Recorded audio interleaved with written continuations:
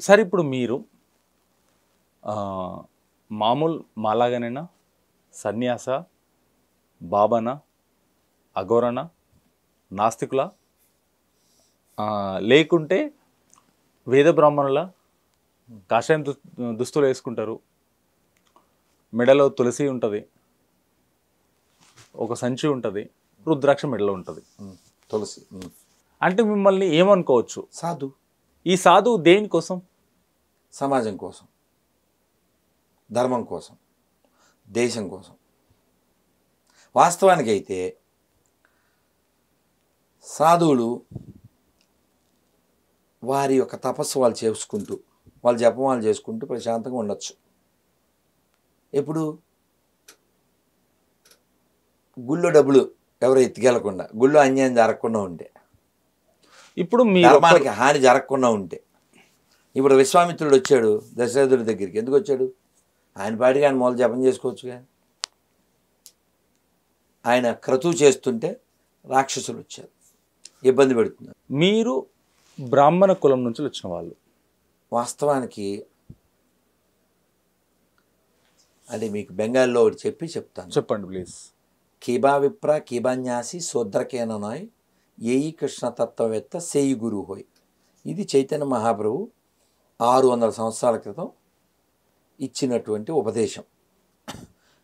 ఎవరైనా విప్ర అంటే బ్రాహ్మణుడు, శూద్ర అంటే శూద్రుడు, సన్యాసి లేదా బ్రహ్మచారి, ఎవరైనా కివా విప్ర కీబన్యాసి శూద్రకేననాయ్, సన్యాసి అయినా విప్రుడైనా శూద్రుడైనా ఎవరైనా సరే కృష్ణతత్వం ఎరిగినవాడు సేయి గురు హోయ్, అతను గురువు అన్నారు. మా గురువుగారు అమెరికన్. ఇప్పుడు ఆయనకి ఏం క్యాస్ట్ చెప్తాను? ఓకే, ఈజ్ ఏ సన్యాసి. కాబట్టి మన యొక్క ప్రవర్తన వలన మనము, మన యొక్క పుట్టుక వలన మనం కాదు. ప్రవర్తనలో మనం. డాక్టర్ గారు అబ్బాయి చదవకుండా డాక్టర్ అవుతాడా? స్కూల్కి వెళ్ళడం, ఆవారగా తిరుగుతాడు. డాక్టర్ గారు అబ్బాయి కాబట్టి డాక్టర్ అయిపోతాడా? డాక్టర్ గారు అబ్బాయి డాక్టర్ అయిపోవాలంటే ఏం చేయాలి? చదవాలి. అంతే. ఇది కూడా ఇప్పుడు మీరు వచ్చేసి క్రిస్టియన్స్, మతం మారకండి, అక్కడ వెళ్ళొద్దు, తప్పులు చేస్తున్నారు, గొర్రెలు, మా గుళ్ళోకి వచ్చి ప్రసాదం తినండి అని చెప్పి శిలా ఒకలాగా మాట్లాడుతున్నారు. అక్కడ తెలుగు వాళ్ళు అక్కడ వెళ్ళొద్దు, ఆ మతంలోకి వెళ్ళొద్దు, మీరు ఇక్కడనే ఉండండి. మీ వాదన ఇది.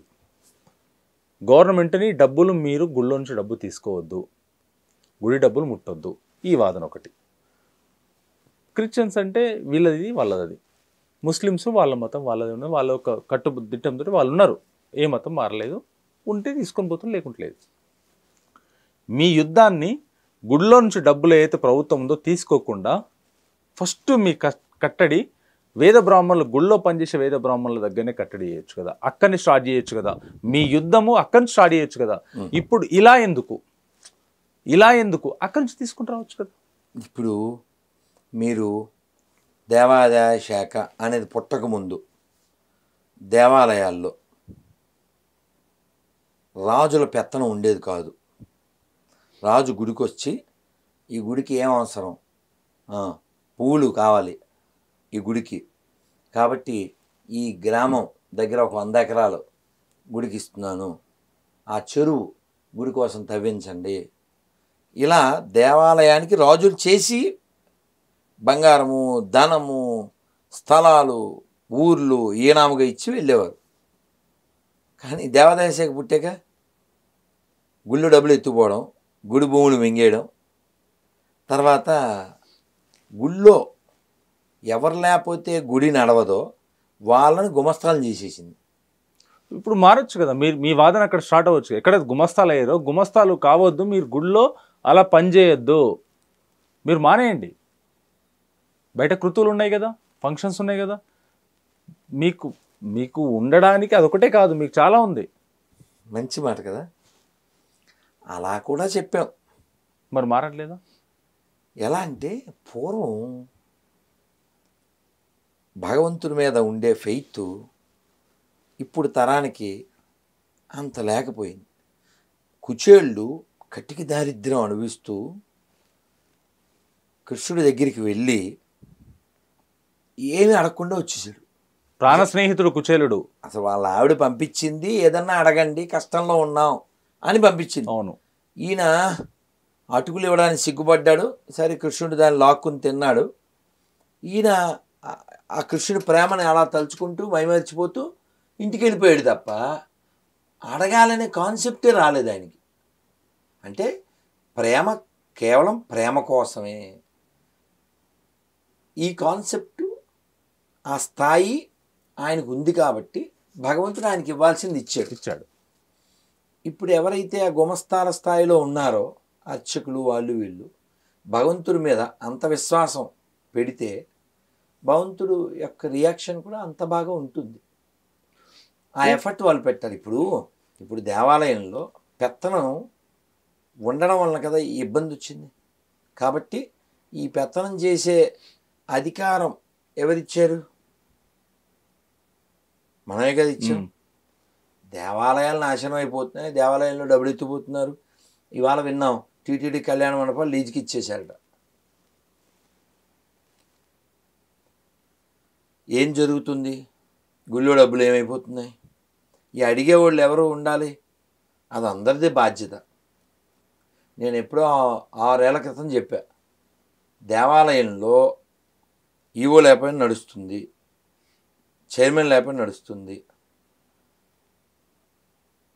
ఎలక్ట్రిక్ పని చేసేవాడు లేకపోయినా గుడి నడుస్తుంది, సఫాయి పనివాడు లేకపోయినా గుడి నడుస్తుంది, బ్రాహ్మణులు లేకుండా నడవదు గుడి కదా.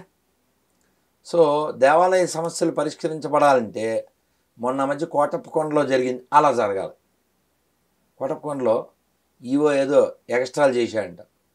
మొత్తం అందరూ చక్కగా కూర్చుని పూజ లేదు గీజ లేదు కూర్చున్నారంతే. వాడిని తీస్తేనే పూజ అన్నారు. డిప్యూటీయో ఎవడో తెలీదు మొత్తానికి. అది రావాలి. ఇప్పుడు చెబుతూ ఉంటాం. ఇప్పుడు వాళ్ళందరూ ఒక చోట కూర్చోబెట్టడం అవన్నీ పెద్ద పని. చెప్పడం అయితే చెబుతూనే ఉంటాం. ఆ ప్రయత్నం జరగట్లేదని కాదు, కానీ సమాజంలో ఇంకా వివిధ రుగ్మతలు ఉన్నాయి. ఆ రుగ్మతలకు కారణమయ్యేదాన్ని వ్యతిరేకించకపోతే నిజం తెలియదుగా. ఇప్పుడు మన కోసం ఎవడో వచ్చాడు ఎవడో చచ్చాడు అని వాళ్ళు ఊదరగొడుతున్నారు. మన కోసం వచ్చింది మన కోసం చచ్చింది అంటే 6,60,000 మంది పైన మన స్వతంత్ర వీరులు, వాళ్ళ పేర్లు చెప్పాలి. వాడెవడో ఇజ్రాయెల్లో వచ్చాడు, వాడెవడో చచ్చాడు. ఈ ఫేక్ న్యూస్ పెంచుతున్నారు. సరే, దాన్ని ఎదుర్కోవాల్సిన బాధ్యత అయితే మనకు ఉందిగా. యజ్ఞోపవీతం ఎవరు వేసుకోవాలి? ఎవరు క్వాలిఫైడ్ అయితే వాళ్ళు. ఎందుకంటే మనం రీసెంట్గా పవన్ కళ్యాణ్ గారు వారాహి పూజ చేసేటప్పుడు యజ్ఞోపవీతం వాళ్ళకు ఎవరికి లేదు. యజ్ఞోపవీతం అంటే జంజనం అంటారు, జంజం అంటారు, యజ్ఞోపవీతం అంటారు. ఇది చేసి వాళ్ళు వేసుకోవాలి, వాళ్ళకి లేదు. అప్పుడు బ్రహ్మగాయత్రిని ఇస్తారు ఆ యజ్ఞం జరిగే వరకు. బ్రహ్మగాయత్రి యజ్ఞం జరిగే వరకు వేస్తారు. యజ్ఞంలో ఆయన యజ్ఞ బ్రహ్మ కాబట్టి, ఆయనే కర్త కాబట్టి ఆయన వేసుకోవాలి. అయితే ఈ సాంప్రదాయం అరుంధతీయులు అనేటువంటి మాదిగ జాతి వారిలో కూడా ఉంది. ఓకే. అలాగే మనకి తెలుసు ఆచార్యులు అంటారు, కంసాలి వాళ్ళు వేసుకుంటారు. అలాగే పద్మశాలీలు వాళ్ళు వేసుకుంటారు.